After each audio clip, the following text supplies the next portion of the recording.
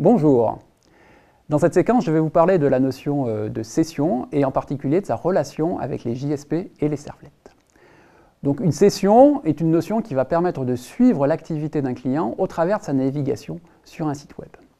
Alors ce n'est pas une notion spécifique aux technologies Java, servlet et JSP, c'est une notion que l'on retrouve dans d'autres technologies comme par exemple PHP ou ASP.NET. Donc la raison d'être de la session est essentiellement basée sur le fait que HTTP est un protocole non connecté.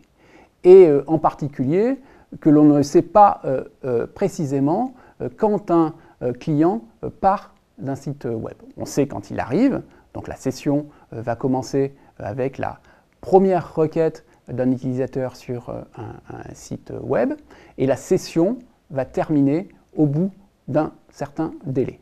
Donc le délai est un paramètre de réglage du serveur web.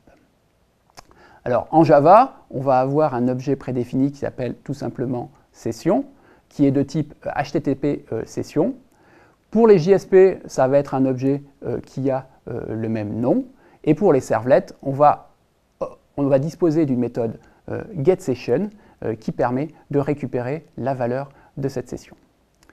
Les sessions de différents clients sont isolées les unes des autres, c'est-à-dire que l'on a une garantie que si on a par exemple 10 clients simultanément sur un site web, on va avoir 10 sessions différentes, chaque session étant associée à un client propre.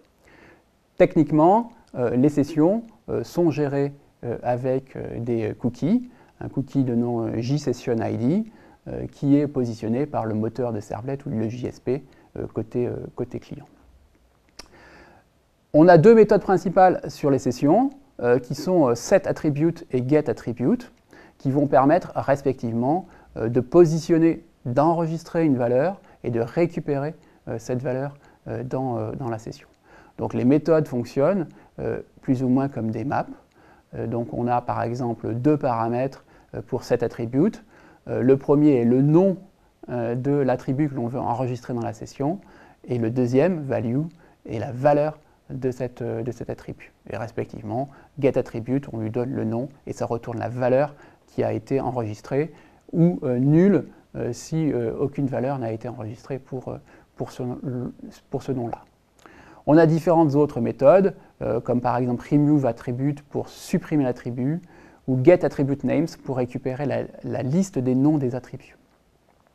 Enfin, on peut gérer les délais d'expiration des sessions avec la méthode setMaxIntervalTime qui donne en secondes le délai d'expiration d'une session.